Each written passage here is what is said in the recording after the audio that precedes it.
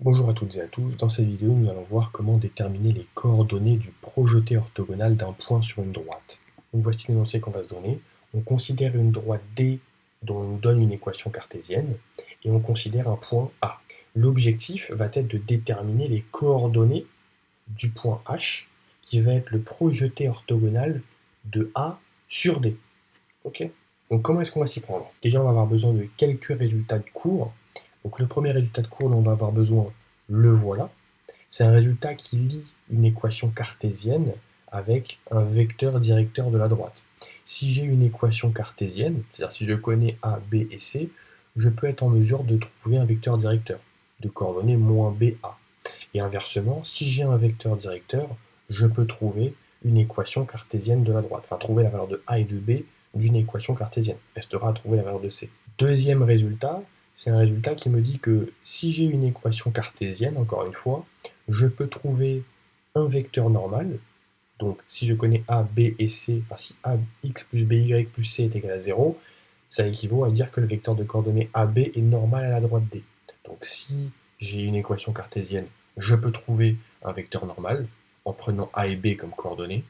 Et inversement, si j'ai un vecteur normal, je peux trouver le début d'une équation cartésienne en prenant A et B les coordonnées du vecteur normal, et après il restera à trouver la valeur de C, encore une fois. Ok, donc déjà une petite illustration de ce qu'on va devoir faire ici. Hein. Donc on a une droite D qui a ça pour équation cartésienne, on a un point A, donc on a une droite D et un point A. Okay. L'objectif va être de déterminer les coordonnées du projeté orthogonal de A sur D. Donc on a D, on a A, et il faut projeter de manière orthogonale A sur D. Donc il faut tracer la perpendiculaire à D qui passe par A. Ici je l'ai appelé D' dans cette illustration. Et l'intersection entre D et la perpendiculaire qui passe par A, c'est le projeté orthogonal, ce qu'on appelle H. Et l'objectif ici, c'est je connais l'équation cartésienne de D, je connais les coordonnées de A, quelles vont être les coordonnées de H. Ok. Après, cette illustration n'est pas correcte là ici. Hein. Je te donnerai à la fin la vraie illustration dans un repère orthonormé de la situation avec cette équation cartésienne, ces coordonnées pour A, mais ici c'est pour fixer les idées, pour comprendre ce qu'on va devoir faire. On a une équation cartésienne d'une droite, on a les coordonnées d'un point A, l'objectif, quelles sont les coordonnées du projeté orthogonal du point sur la droite. Ok. Les grandes lignes ici, comment est-ce qu'on va s'y prendre? Comme on l'a dit, H, ça, graphiquement, qu'est-ce que c'est? C'est le point d'intersection, c'est le point qui est à la fois sur D et sur D'. Donc une équation cartésienne de D, je l'ai déjà, la voici. Si j'arrive à mettre la main sur une équation cartésienne de D', la perpendiculaire à D qui passe par A, et ben H, il me suffira de résoudre le système de l'équation cartésienne de D et de l'équation cartésienne de D' pour trouver les coordonnées de H. Okay. Comment est-ce que je vais faire pour avoir l'équation cartésienne de D'? Eh ben, ce que j'ai fait apparaître sur l'illustration, je vais m'appuyer sur N. Hein. Donc D, j'ai son équation cartésienne. Je vais pouvoir, à l'aide de cette proposition, en extirper les coordonnées d'un vecteur N qui est normal. Okay. Donc à partir de D et de cette équation cartésienne de D, je vais pouvoir avoir les coordonnées de N, un vecteur normal à D. Mais N, il est normal à D, mais il est aussi directeur de D'. Donc une fois que j'aurai les coordonnées de N, je vais pouvoir utiliser la première proposition. Donc à partir des coordonnées de N, en utilisant cette première proposition, je vais pouvoir en déduire l'équation cartésienne de D'. Donc allons-y, essayons de comprendre tout ça. Étant donné que D a pour équation cartésienne 4x moins 5y moins 1 est égal à 0, c'est-à-dire que A est égal à 4 et B est égal à moins 5. Okay. Ça, c'est une équation cartésienne. Et ben, ça veut dire que le vecteur de coordonnées AB est normal. Ça veut dire que le vecteur de coordonnées 4 moins 5 est normal à la droite D. Mais si ce vecteur il est normal à la droite D, il est aussi directeur de la droite D', sa perpendiculaire. Okay.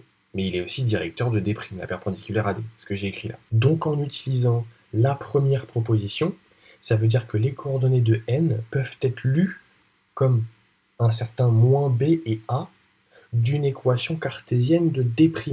parce qu'il est directeur de D'. Donc ça veut dire que A est égal à moins 5 et moins B est égal à 4. Moins B est égal à 4. Si moins B est égal à 4, ça veut dire que B est égal à moins 4. Okay, donc on a moins 5x moins 4y plus C est égal à 0. Ça c'est le début d'une équation cartésienne de D'. Maintenant il reste à trouver petit c pour avoir toute une équation cartésienne de D'. Et comment est-ce qu'on va faire? D', il passe par le point A. Hein, c'est la perpendiculaire à D qui passe par A, vu qu'on est en train de projeter de manière orthogonale A. Et c'est là où on va utiliser les coordonnées de A, sinon on ne va jamais les utiliser. Donc A appartient à la droite D', ça veut dire que les coordonnées de A vérifient cette équation, l'équation cartésienne de D'. C'est-à-dire que si je remplace x par moins 1 et y par 2, l'équation est vérifiée. Donc je remplace x par moins 1, donc j'obtiens moins 5 fois moins 1, moins 4 fois 2, plus c est égal à 0. J'obtiens une équation en c, je la résous, je vais trouver la valeur de c. Moins 5 fois moins 1, ça fait plus 5. Moins 4 fois 2, ça fait moins 8. 5 moins 8, ça fait moins 3. Et je fais passer le moins 3 de l'autre côté, j'obtiens plus 3. C est égal à plus 3. Tout ça pour dire quoi? Pour dire que l'équation moins 5x moins 4y plus 3 égale à 0, ça c'est une équation cartésienne de D'. Okay, ça c'est une équation cartésienne de D, et ça c'est une équation cartésienne de D'. Et bien H, le projeté orthogonal, c'est le point d'intersection entre D et D'. Donc les coordonnées de H doivent vérifier à la fois ceci et à la fois cela. Et bien pour trouver les points qui vérifient à la fois ça et à la fois ça, il faut résoudre le système qui a pour équation, une équation réduite de D et une équation réduite de D'. Il faut résoudre ce système. Donc là, plusieurs manières pour résoudre un système de deux équations à deux inconnus. Il y a soit la méthode de substitution, soit la méthode par combinaison. Ici, la méthode que je vais choisir pour résoudre ce système, c'est la méthode par combinaison. C'est-à-dire réussir à faire une combinaison linéaire de mes deux lignes, de mes deux équations, pour supprimer une inconnue. Ici, je vais choisir de supprimer l'inconnu x. Donc, dans la première ligne, j'ai 4x. Dans la deuxième ligne, j'ai moins 5x. Donc si je multiplie la première ligne par 5 et la deuxième par 4, je vais avoir 5 fois 4, 20x, et moins 5 fois 4, moins 20x. Okay, et la première ligne, je l'ai entièrement multipliée par 5. Hein. Donc 5 fois 4, 20x, 5 fois moins 5, moins 25y, et 5 fois moins 1, moins 5. La deuxième ligne, je la multiplie entièrement par 4, j'obtiens ceci. Et là, cette fois-ci, qu'est-ce que je vais pouvoir faire avec ces deux lignes? Pour supprimer les x, je vais pouvoir les ajouter. Si j'ajoute la première ligne avec la deuxième ligne, 20x plus moins 20x, il n'y a plus de x. 20 moins 20, ça fait 0. J'ai fait disparaître mes x. Donc la première ligne, je ne la touche pas. Et la deuxième, je la remplace par la somme des deux lignes. Donc on a dit les x disparaissent. Moins 25y moins 16y, ça fait moins 41y. Moins 5 plus 12, ça fait plus 7. Et là maintenant, je résous cette deuxième ligne, cette équation en y, je fais passer le 7 de l'autre côté, devient moins 7, et je divise par moins 41, j'obtiens y est égal à moins 7 sur moins 41, ou bien 7 sur 41, les moins simplifient. Maintenant que je connais la valeur de y, je reviens dans la première ligne, et je remplace le y par 7 sur 41. Okay, et là, j'ai une équation en x, donc je fais passer ce morceau à droite, le moins 5 à droite, et je vais tout diviser par 20. Donc je vous ai parlé des calculs, à la fin on obtient x est égal à 19 sur 41. Et on avait déjà y est égal à 7 sur 41. Ça veut dire que les seules valeurs de x et y qui sont solutions, qui vérifient ce système, c'est x est égal à 19 sur 41 et y est égal à 7 sur 41. Ça veut dire que les coordonnées de h, c'est 19 sur 41 et 7 sur 41. Ok. Donc maintenant, si dans un repère orthonormé, on se représente tout ça, voilà ce que ça donne. Donc la droite D, la voilà. Le point A, le voilà. Là, ici, ce qu'on observe, c'est la perpendiculaire à la droite D qui passe par A. C'est la droite D'. Et le point H, c'est le point d'intersection entre la droite D et la perpendiculaire à D qui passe par A. Le projeté orthogonal de A sur D. Quoi. Ok ? Ok, donc maintenant à toi de jouer, je te laisse mettre sur pause et essayer de résoudre ce même exercice de la même manière. Donc on se donne une équation cartésienne d'une droite D, on se prend un point C, et puis un point A, mais c'est un point C, et il faut déterminer les coordonnées du projeté orthogonal de C sur la droite D. Ok, donc allons-y.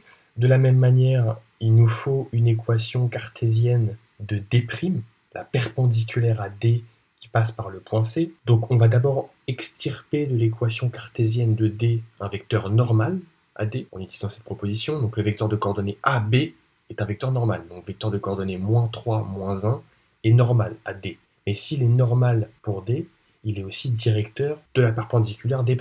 Okay, et s'il est directeur de D', ça veut dire que ces coordonnées peuvent être de la forme -BA. Donc -BA. -B est égal à -3, ça veut dire que B est égal à 3, et A est égal à -1. Okay, donc l'équation -x plus 3y plus c est égale à 0. Il faudra trouver c. C'est une équation cartésienne de D', une perpendiculaire à D qui passe par C. Maintenant, pour trouver la valeur de petit c, on s'appuie sur les coordonnées du point grand C. Comme C appartient à la perpendiculaire D', c'est que ces coordonnées vérifient l'équation cartésienne de D'. Donc je peux remplacer x par 1 et y par -2. Donc -1 fois 1 plus 3 fois -2 plus c est égal à 0. J'obtiens une équation d'inconnu petit c. Je la résous, je vais trouver la valeur de c. En la résolvant, j'obtiens c est égal à 7, et donc D' a pour équation cartésienne -x plus 3y plus 7 est égal à 0. Ok. H, c'est le projeté orthogonal de C sur D, donc c'est le point qui est à la fois sur D, donc il vérifie à la fois ceci, mais il est aussi sur D', donc il vérifie aussi cela. Donc pour trouver les coordonnées de H, il va falloir résoudre le système suivant. L'équation cartésienne de D et une équation cartésienne de D', la perpendiculaire qui passe par C. Pareil ici pour résoudre le système, on peut soit raisonner par substitution, soit par combinaison. Ici j'ai décidé de raisonner encore une fois par combinaison. Mais cette fois-ci par combinaison pour éliminer les Y d'abord. Okay, donc la première ligne j'ai -1Y, la deuxième ligne j'en ai +3. Donc je vais multiplier la première ligne par 3 et la deuxième je la touche pas. Donc je multiplie toute la première ligne par 3, et la deuxième ligne je ne la touche pas, de sorte à avoir -3y dans la première équation et +3y dans la deuxième équation.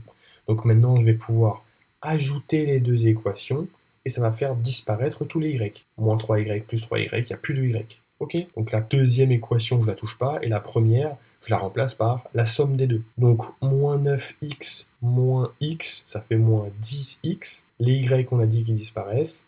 Et 15 plus 7, ça fait 22.